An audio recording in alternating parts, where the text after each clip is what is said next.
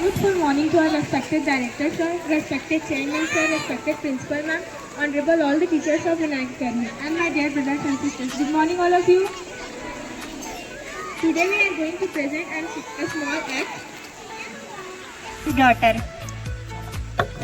In this act, my role is cell guard.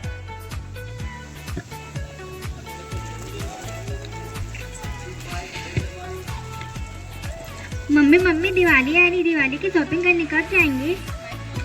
बेटा आज ही चलते हैं, आप रेडी होकर आ जाओ। ठीक है मम्मी, मैं रेडी होके आती हूँ। ओके बेटा।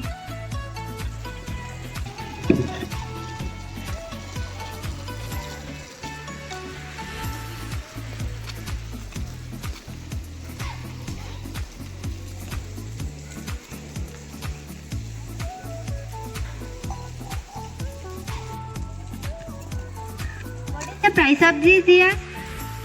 बेटा इसको इंग्लिश नहीं आती होगी, हिंदी में पूछो, पढ़े लिखे नहीं होते हैं ये लोग। अरे मम्मी, बट मुझे भी तो थोड़ी थोड़ी हिंदी आती है ना, और मेरी इंग्लिश मीडियम स्कूल है, वहाँ हिंदी थोड़ी ना सिखाई जाती है। और आप लोग भी तो मुझसे घर पर इंग्लिश में ही बात करते हैं, तो कहाँ से आएगी मुझे हिंदी? हाँ बेटा, आप बिल्कुल ठीक कह रहे हो, लेकिन अगर आप इन जैसे लोगों के सामने इंग्लिश बोलोगे ना, तो इन्हें लगता है कि हम यहाँ के नहीं हैं और ये हमसे ज़्यादा प्राइस बोलते हैं। तो जब भी इन जैसे लोगों से सामान लो तो हिंदी में बोला करो, ताकि ये हमसे ज़्यादा पैसे ना मांगे। आंटी ये 20 के 15 दिए। Mama, it's cheap price you know. बेटा what are you saying, we can't say that. अगर हम इन जैसे लोगों के सामने ये बोलेंगे ना कि बहुत चीप प्राइस में दे रहे हैं, तो ये सर पे चढ़ जाते हैं। हमें इन लोग से ऐसे बात नहीं करना चाहिए, और वैसे भी इन लोग को बहुत प्रॉफिट होता है। अभी देखना मैं कैसे इससे बात करती हूँ और इससे प्राइस कम करवाती हूँ।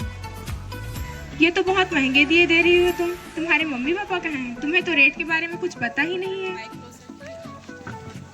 आंटी पापा तो नहीं है, और मम्मी की तबीयत खराब है। मम्मी ने तो यही रेट बताया है, मैं कम नहीं कर सकती। पर मैं तो 100 दे लूंगी, और वो भी 10 रुपए के 15 के हिसाब से। देना है तो बता। नहीं आंटी, मम्मी डांटेगी, वो दिए गिन के गई है, और मैं तो ऑलरेडी इतने सस्ते में दे रही हूँ। कुछ नोटिस किया बेटा तूने? अभी तक तो इससे इंग्लिश में बात कर रही थी, तो अभी ये भी इंग्लिश में ही जवाब दे रही है। मम्मा, इसलिए बोल रही थी कि ऐसे इन जैसे लोगों से इंग्लिश में बात नहीं करना चाहिए। अगर अभी तो हिंदी में बात करती तो इससे और कम प्राइस में हमें दिए दे देती। मम्मा अब से ध्यान रखूंगी। सुन, हम भी यही के हैं, तो हमसे ज़्यादा प्राइस बोलने की ज़रूरत नहीं है। तो मैं जितना मैं बोल रही हूँ उतना मैं दे दे, वरना रहने दे। नहीं आंटी, मैं नहीं दे पाऊंगी, मम्मी डांटेगी। और आप कहीं और से भी पूछ लो, मैं सस्ते। देख, मुझे कहीं पता करने की ज़रूरत नहीं, और वैसे भी अपनी तरह समझा क्या, जो जगह जगह घूमती फिरूँ। जितने में बोल रही हूँ उतने में दे, वरना हम जा रहे हैं। नहीं आंटी, मैं नहीं दे पाऊंगी, मम्मी डांटेगी मुझे। देखा बेटा, बोली थी ना, चढ़ गई ना अभी सर पे। अगर तू अभी हिंदी में बात करती तो ये प्राइस कम करके देती।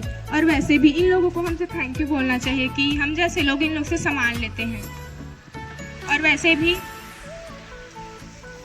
खैर छोड़ो, पास में एक मॉल है, वहाँ से दिए ले लेते हैं, और वहाँ चाइनीज लाइट भी मिलती है।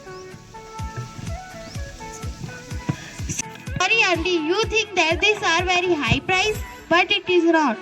What do you think? So you don't know how much hard work it took to make diyas, and you can see hundreds of shops and ask the price, and you will get to know that they only sell these diyas during Diwali time and earn only a little money.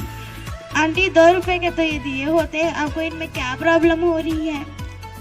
मेरी mummy ने मुझे बताया था कि आप जैसे लोग पैसे कम करवाते हैं, और अगर करो तो और करवाते हैं। इसलिए मम्मी ने मुझे पहले ही बोला था कि कम दाम में बेचने के लिए।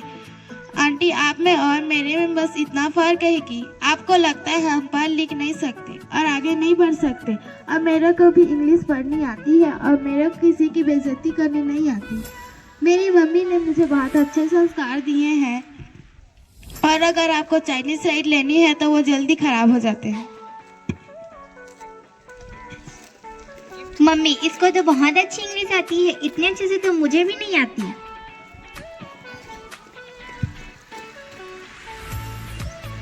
प्लीज़ बेटा मुझे माफ़ कर दो, मुझे तुम्हारे साथ ऐसे बिहेव नहीं करना चाहिए था। और वैसे भी तुम्हें ये दिए बनाने में कितनी मेहनत करनी पड़ती है, तब जाके तुम्हारे पास पैसे आते हैं। मैंने तुम्हारे साथ बहुत गलत किया, तुम्हारी कितनी इंसल्ट की। बेटा आप एक काम करो, मुझे 100 दिए दे दो और जितने प्राइस में आप दे रही हो उतने में ही दे दो, मैं बिल्कुल भी कम नहीं करवाऊंगी आपसे।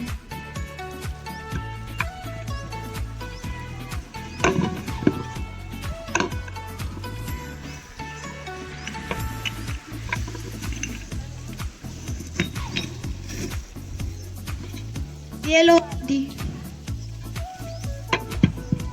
ये लो बेटा मेरी तरफ से छोटा सा आपके लिए gift.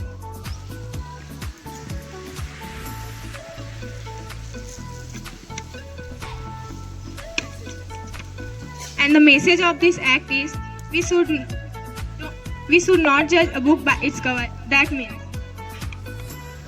we should always try that we should not judge them by their looks and by their appearances. Thank you so much all of you.